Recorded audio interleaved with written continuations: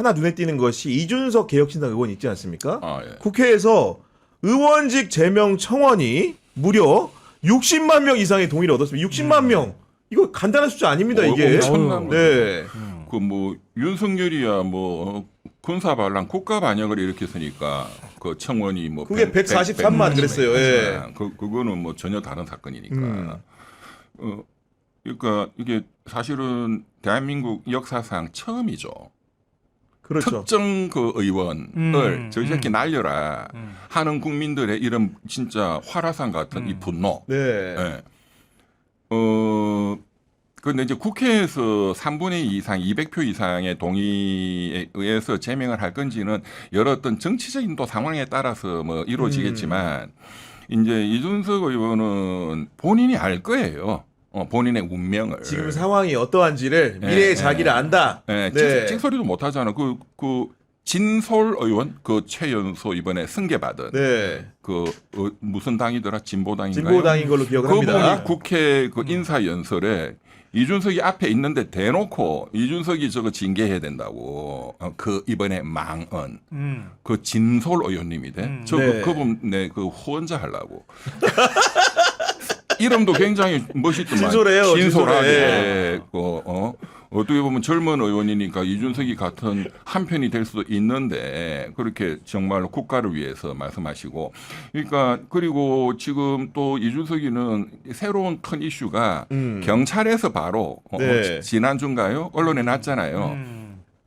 저도 접견 갔다 왔지만 서울구치소 의왕구치소에 있는 네. 성상납의 당사자 김성진 아이카이스트 대표를 조사했다. 그러니까요. 이걸로 갑니다 이제. 네. 성상납이 있었다는 거는 경찰 기록에 쫙 있어요. 근데 검찰에서 덮었지. 이제 무고 이런 걸로 덮었죠. 무고는 아니다. 네. 근데 성상납 행위는 있었다 돼 있지만 그거는 공소시효가 지났다 이거잖아요. 네. 근데 이번에 거는 왜 그러면 또 꺼냈지? 또 그러냐? 뭐지? 일단 무고는 고등검찰청에서 들고 있어요. 아직. 그거는 공소시효 많이 남아 있고 이번 거는 뭐냐? 이준석이가 이번에 대선 토론 이렇게 나와서 성상납 그거 벌써 없는 걸로 다 무혐의 났다라고 그렇게 발언한 부분이 이게 허위사실 당선 목적으로 허위사실 행위에 대해서 허위사실 딱 걸린 거야. 그거를 깜빵에 있는 김성진 아이카이스트 그 친구가 허위사실 공직선거법 위반으로 고발을 한 거예요. 야, 깜빵에서 법리 연구를 많이 하셨구나. 보니까 지금 제가 그 접견 갔더니 그 친구 머리 좋더라고. 네. 뭐 앉아 있으면 재미도 없고 지금 9년 받았는 내년에 나오는데 내년에 나옵니까? 이준석이 죽이는 것만 연구하고 있더라고. 야, 그리고 아까 이제 너무 진솔한 그 답변이라고 생각하셔가지고 그 해당 국회의원의 이름을 진솔이라고 하셨는데 저희가 확인한 결과 손솔이라고 합니다. 손솔. 이번 기회에 연락드려가지고 죄송합니다. 손진솔로 개명을 한번 보냈어야 되나 지금 보니까 그런 생각까지 드는 마당인데 여하간 이준석 의원은 또 이제 그 서울경찰청 그 사건뿐만이 아니고 명태균 게이트에도 관여가 돼 있기 때문에 그렇죠. 여하간 뭐 특검이든 뭐 서울중앙지검이든 간에 한 번은 나가야 됩니다 이게.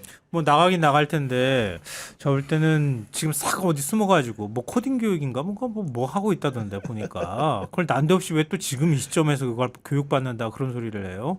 또 웃기지만 하여튼 정치인으로서 기술은 참 좋아. 그러니까 내가 지금 얼굴 내밀면 안 좋다는 걸 너무 잘 알잖아요. 그러니까 뭔가의 명분을 만들어가지고 싹 지금 숨어 있잖아. 납작 엎드려가지고. 네. 이제 그거 그대로 그냥 계속 있지는 못할 테니까 어찌 됐든 간에 한 번은 나가야 될 거예요. 특검에 근데 그 나가더라도. 친구는 기술이 좋다 이렇게 자꾸 하면 안 돼요. 그러니까 간이 붙는 거야. 근데 그 잔 기술이 다 같이 목을 치는 거예요.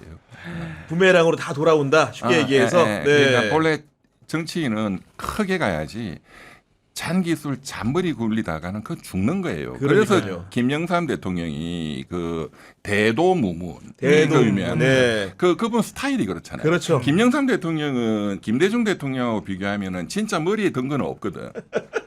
근데 여기는 서울대 나왔어. DJ는 뭐 대학교도 못 가셨고. 근데 여기는 네. 천재예요. 뭐 공부를 워낙 많이 하시고 독학으로. 그러니까. 이어로는 뭐 책 읽는 건 별로 안 좋아하시지만 그런데 어떤 그 정치적인 행보 보면은 굉장히 좀 선이 굽잖아요. 그렇죠. 네. 네. 이제 그런 차원의 그게 정치인이죠. 그러니까 김영삼 대통령이 만약에 계시면 이준석이한테 한 말씀 해라 하면은 대도무문이야. 그런 말씀까지 주셨는데 다시 이제 아까 우리가 잠깐 나눴던 부동산 얘기를 할 수밖에 없는 것이 어제 이재명 대통령이 그 첫 번째 기자회견에서 이런 말을 하셨습니다.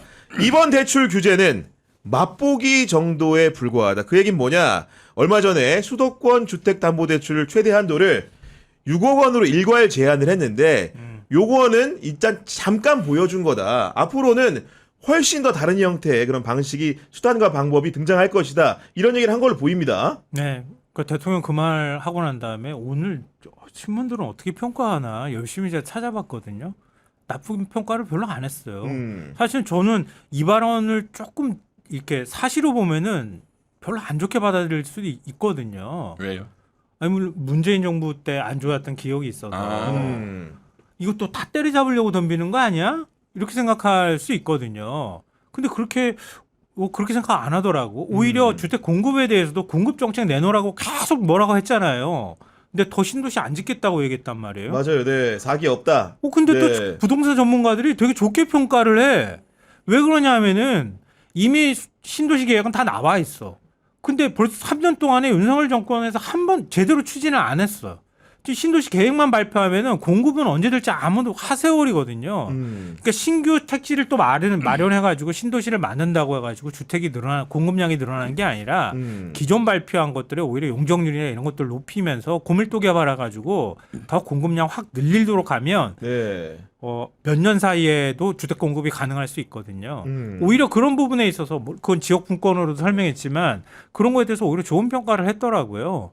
그러니까 이재명 대통령은 지난번에도 대선 기간 동안에도 얘기했던 것처럼 조세 정책으로 부동산 잡기 어렵다. 그렇죠. 이게 가장 기본적인 네. 그게 마인드가 있고요.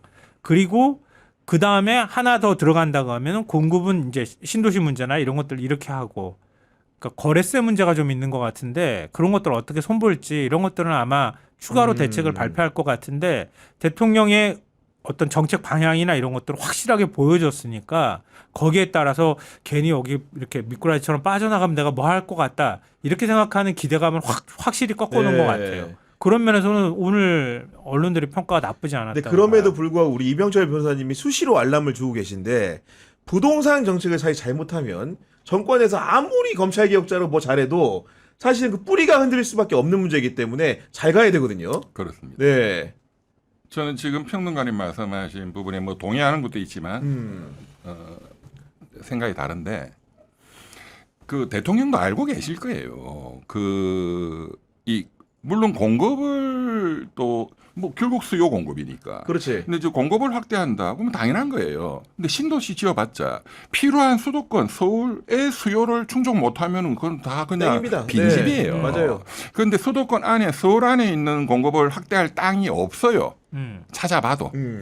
뭐 MB 때 박근혜 때 뭐 해서 그린벨트 다 해봤지 이미. 예. 그러니까 뭐 용적률 올리고 그것도 네. 잘못 손대면은 굉장히 또 위험합니다. 네. 네. 그래서 어쨌든 공급 부분도 굉장히 신중하게 해야 되는데 중요한 거는 이거는 투기거든요. 기본적으로 대한민국 전체가 땅값이 오르면 투기가 아니지.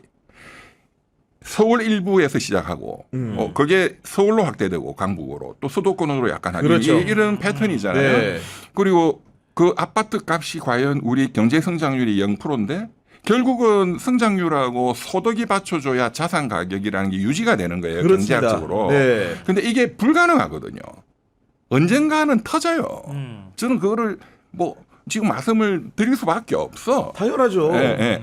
그게 터진 게 2008년 9년 리먼 사태였어요. 그런데 그 이후에 또 전 세계적으로 미국부터 또 돈을 어마어마하게 풀었거든. 또 팬데믹도 왔고. 그렇죠. 그러니까 엄청난 과잉 유동성. 그래서 대통령께서 자산 시장이 부동산도 있지만 주식 시장을 또 활성화시킨다. 그건 굉장히 옳은 전략입니다. 그렇지만 이 두 시장이 이렇게 대한민국은 너무 지금 오랫동안 집값에 사람들이 목을 걸고 있기 때문에 5년 동안 이렇게 바뀌는 것은 쉽지는 않을 거예요. 결국은 핵심은 뭐냐? 이 정답은 딱 나와 있습니다. 정답 나와 있습니까? 정답은 네. 정확하게 나와 있어. 어. 뭐냐? 한 2주, 3주 전에 그 서울대학교 경제학과 제가 제일 존경하는 교수님이기도 한데 이 최고 전문가이신 이준구 교수님이 그렇습니다. 진보 경제학자에서 네. 또 그 칼럼을 쓰셨죠. 도저히 이거는 가만히 못 있겠다. 이 이재명 정권을 너무너무 지지하지만 그리고 세계적으로 지금 최고의 이 문제의 그 전문가 노벨 경제학상을 받기 딱 앞에 와 있는 프랑스 파리대 교수가 토마 피케티입니다. 토마 피케티. 피케티 교수는 한국도 왔습니다. 21세기 자본이라는 책이 굉장히 유명하죠. 맞아요. 예, 그 피케티의 그 주장과 이중구 교수 주장 똑같아요. 뭐냐? 이거는 투기 수요예요. 왜 투기를 하죠? 정상 수요가 연걸로. 아니다. 예. 정상적인 가격보다 너무나 높은 게 유지가 되고 있잖아요. 계속 또 막 살려고 하잖아요. 네. 그냥 막 대출 땡겨가지고. 왜 그래요? 그 투기 수익을 노리는 거잖아요. 맞습니다. 차익을 노리는 거죠. 투기 수익이 안 난다. 기대 수익이 없으면 안 사지. 어. 이 기대 수익이 너무나 높기 때문에 그러면 이 기대 수익률을 낮추는 정책을 써야 될 거 아니에요. 그거는 결국은 보유세를 때리는 수밖에 결국 없어요. 세제 개편을 통해서 정리할 보유세를 수밖에 때려야 없다. 돼요. 보유세를. 네. 양도세나 이런 거래세도 물론 필요하겠지만 보유세를 때려야 돼요. 그런데 이거를 일관되게 가야 돼. 근데 정권이 바뀌니까 또 이명박이가 노무현 때 보유세 때렸다가 그게 또 풀어줬다가. 만약에 정권이 한 번만 더 민주정권이 돼가고 10년을 유지했으면 대한민국 수도권 집값이 상당히 잡혔을 겁니다. 이명박 박근혜 되면서 또 다 풀어버리고 또 이제 문재인 때는 너무 헤맸고 왜냐하면 근본적인 이걸 모르니까.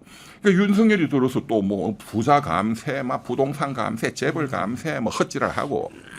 그러니까 결국은 보유세를 다시 꺼내야 된다는 거는 알거든요. 네. 그래서 진성준 정책위 의장께서 한 열흘 전인가요? 일주일 전에 그 말을 딱 했어요.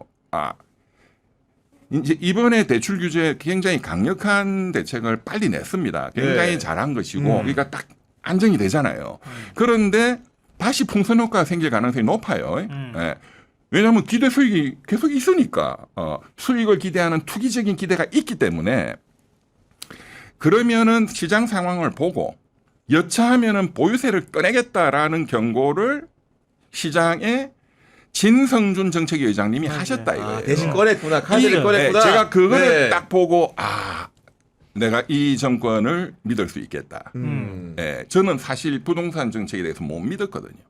대통령은 또 이 선거 때도 주식시장을 키워야 되는 그거는 뭐 100% 옳은 말인데 세금을 때려서 잡는 건 안 하겠다는 말씀을 하셨어요. 그게 이번 투기에 영향을 줬거든.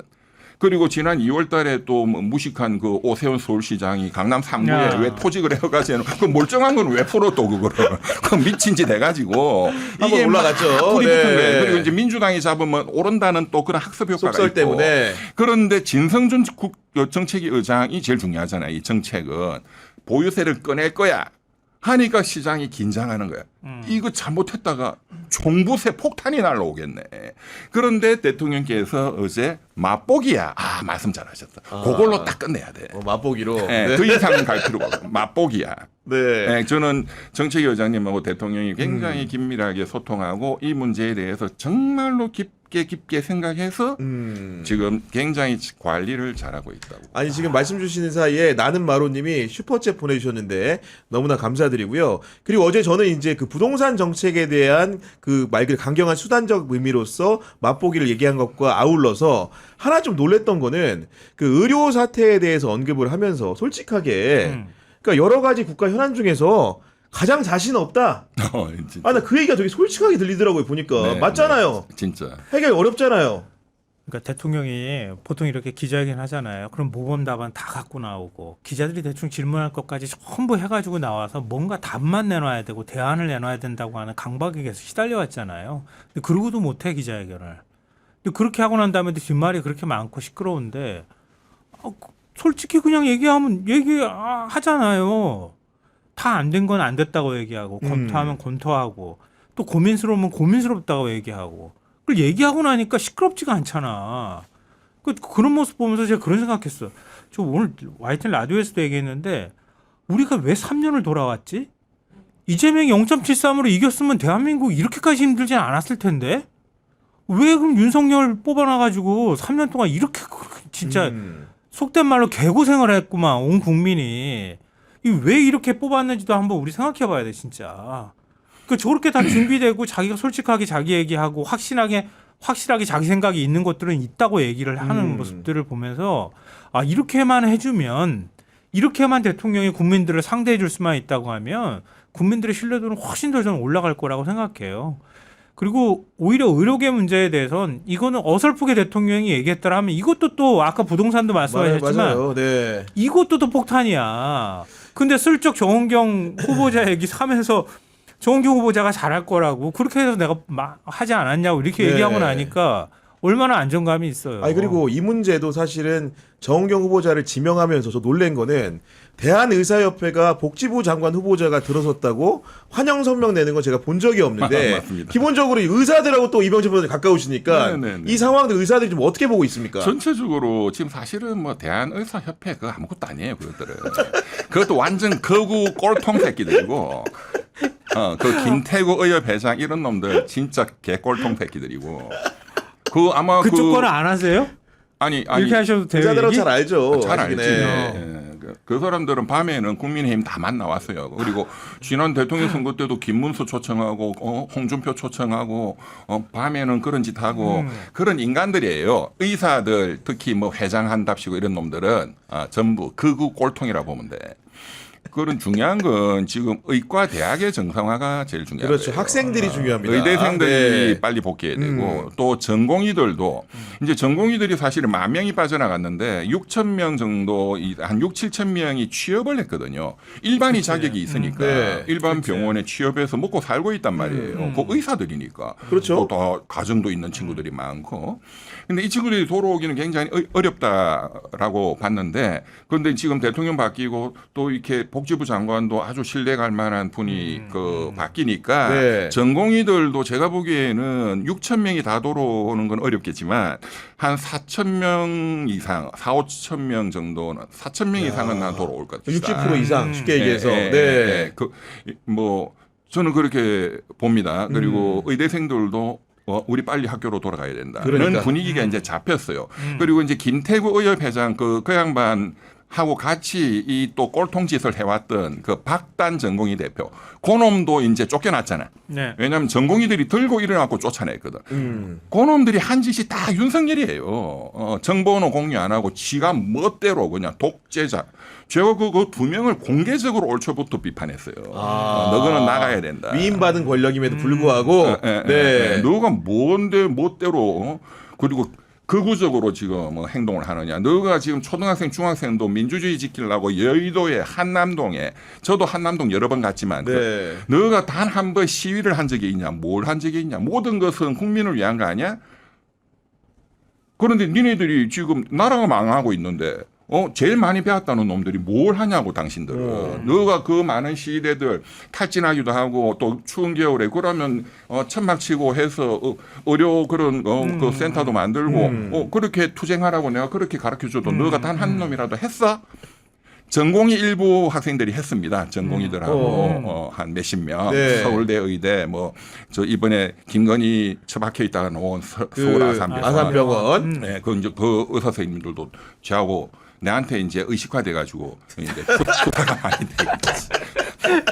그래서 희망적으로 저는 굉장히 잘 될 거라고 봅니다. 그런데 참 대통령께서 그 말씀도 우리 젊은 의사들한테 많은 감동을 줬을 거예요. 네.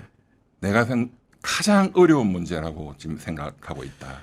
어제 보면 어제 기본적으로 언론 평가가 이재명 대통령의 첫 번째 기자회견에 대해서 굉장히 박하지가 않았어요. 그랬고 실제로 이제 이재명 대통령이 이제 기자회견이 끝난 다음에 참모들이 가서 좀 물어봤나 봐요. 어땠는지 물어봤더니 뭐라고 답한 줄 아십니까?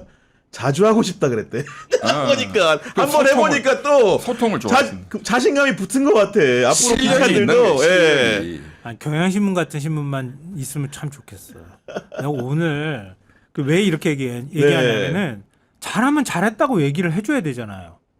근데 잘했다고 사설 쓴 데는 경향신문 한 군데야. 그래요. 그래서 사설을 제가 못 봐가지고 다른 신문들은 잘했는데 잘했다고 말하고 싶지 않아가지고 티를 안 날려고 한 다음에 앞으로도 더 잘해. 앞으로 잘하지 못하면 큰일 나. 이렇게 쓰고 있더라는 거예요. 진보 언론도?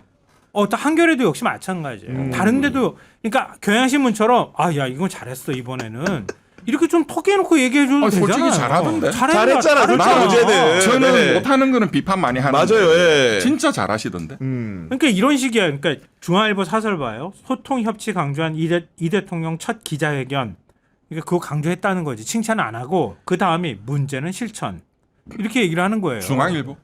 중앙일보도 네, 이렇게 사서 쓴 조중동이야. 거예요. 그러니까 그 뭐라 그래야 되지?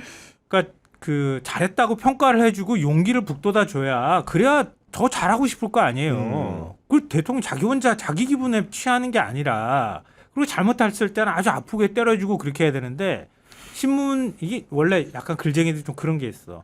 너무 칭찬하면 안 돼. 우린 그러면 너무 거기에 해맑게 뭔가를 해주면은 완전히 네. 바보 같잖아.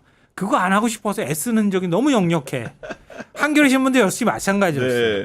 경향신문만 아니었어요. 우리 시청자 여러분, 경향신문은 안 그랬다는 점을 다시 한번 이렇게 간곡히 이해해 주시기를 부탁드리면서 했던 동네님이 이병철님께 커피 쏴드립니다 하면 슈퍼챗 보내주셨는데요. 이 슈퍼챗을 가지고 커피를 사드릴 수 없는 점 죄송하다는 말씀을 드립니다. 네. 저희 이제 구비된 커피가 있으니까 그건 마음껏 가져가실 수 있게 많이 먹고 있어요. 제가 그렇게 감사합니다. 말씀드리는 것이고. 아니, 그리고 지금 말씀 네. 나온 김에 제가 좀 소프트하게 대통령의 그 어떤 진짜 소통을 잘하시는 그리고 솔직한 그런 게 중요하잖아요. 어려운 정책보다는. 아니 맞아요. 맞아요. 그 기자회견 때 저기 그 대변인이 뭐 기자들 질문을 좀 더 많이 받고 어쩌고 하니까 내가 말이 너무 길다는 뜻이죠. 짧게 할게요. 그것도 너무 좋았고. 센스가 있어. 네. 예. 조금 전에 제가 전철 타고 보면서 보니까 그 김민석 총리 이제 그 대통령실 가서 부인하고 네. 이렇게 그 임명장 뭡니까 받죠. 임명장 받는데 그 부인이 이제 그 이렇게 약간 90도 비슷하게 허리를 숙이니까 그렇게 하지 마시라. 내가 욕 먹는다.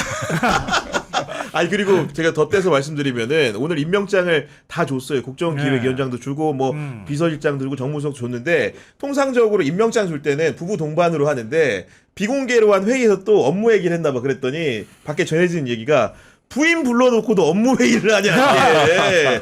좀 솔직하게 차 마시면서 네, 네, 가벼운 네. 얘기를 해야 되는데 맞아요, 모아놓고 맞아요. 또 이제 업무 어쩌고 저쩌고 했나 봐. 보니까 정말로 일로는 못 말립니다. 어떻게 해야 됩니까 도대체 이거. 근데 너무 중독되면 다른 사람 피곤한데 좀 여유 있게 좀 했으면 좋겠고요. 물론 지금 마음이 급할 거예요. 이재명 대통령 입장에서는 그리고 대통령을 되고 싶었던 사람이잖아요. 이재명 지금 대통령은 그러기 위해서 자기를 끊임없이 스스로 단련시켜온 사람이거든요. 윤석열은 대통령이 목표였던 사람인 거고 대통령만 되면 뭐든지 내 멋대로 하겠다고 생각한 거고 이 사람은 그래서 계속 그걸 준비하고 연습해온 사람이니까 아마 조금 마음이 조급한 거 아닌가 또 싶어요. 그래서 저는 어제 기자회견에서 좀 부정적으로 평가한 얘기를 한 사람의 얘기 중에서 설득력이 있다 이것도 그렇게 느꼈던 게 뭐냐면 대통령이 너무 자신감에 차 있더라. 아, 요거는 그건 맞는 말이네. 예. 요거는 조금 귀담아 들어야 할 필요는 있을 것 같아요. 물론 이재명 대통령이 귀가 이렇게 열려 있더라고요. 열려 있어서 꼭 야당과 협치라고 하는 게 야당 거 다 받아줘야 협치하는 건 아니잖아요. 그러니까 귀가 열려 있어서 그렇게 주장하는 거 있으면은 그걸 자기가 좀 수용해주는 모양을 보여주는 것도 또한 협치하는 모습이거든요. 근데 그런 건 좋은데 이재명 대통령은 행정 경험도 있고 당대표 경험도 있고 정치 경험이 동시에 같이 있잖아요. 좀 진화해온 측면에 있는데 그러니까 공무원을 다룰 줄도 알잖아요.